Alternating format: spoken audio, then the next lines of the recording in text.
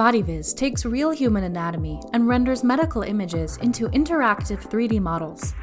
Using BodyViz on your personal laptop is an easy process. BodyViz loads the scan data into a 3D rendered volume. This BodyViz file is rendered from a CT scan of a patient's heart.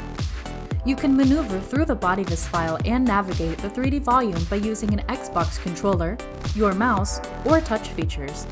There are 3 methods of moving the volume around the screen. To rotate the volume, left-click and drag with your mouse. Zoom in and out by right-clicking and dragging. To pan your view, click within the scroll wheel of your mouse and drag.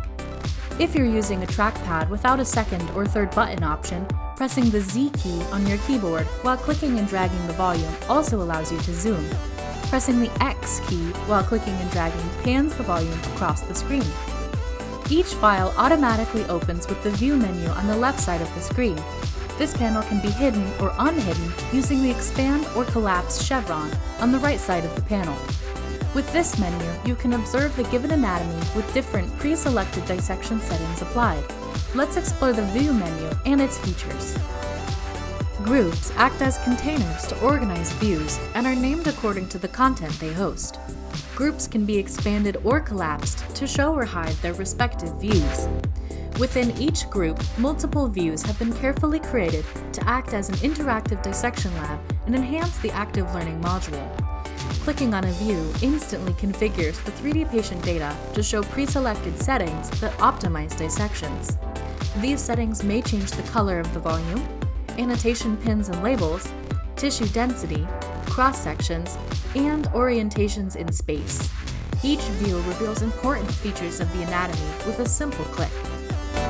You can toggle through all the views using your game controller bumper buttons or by clicking with your mouse and trackpad. View descriptions can be revealed by clicking the small chevron to the right of the view name. Here, you can find additional information about some views or instructions for completing an activity. Now, we will use the annotation panel on the right side of the screen and follow the instructions.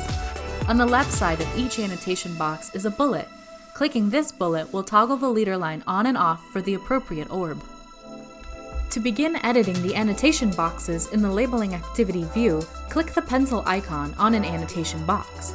Now, the box will expand so you can label the annotated structure and save your work by clicking the checkmark icon. Note that you can also add a description to your annotation and change the color.